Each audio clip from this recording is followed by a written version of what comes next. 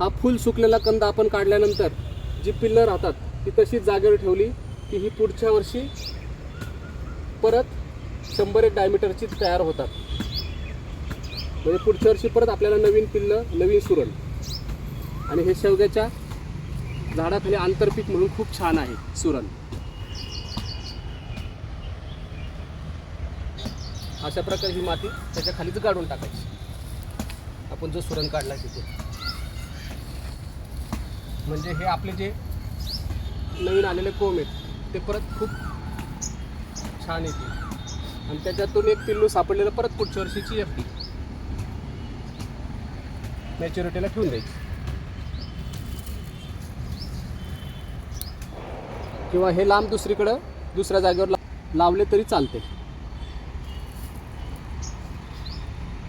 हे पहा, ह्याचीच पिल्लं आहेत ही. काही या सुरणाची हे आपण दुसरीकडं आता ह्या महिन्यात लावू शकतो. एप्रिल ते मे महिन्यात याची लागवड करू शकतो.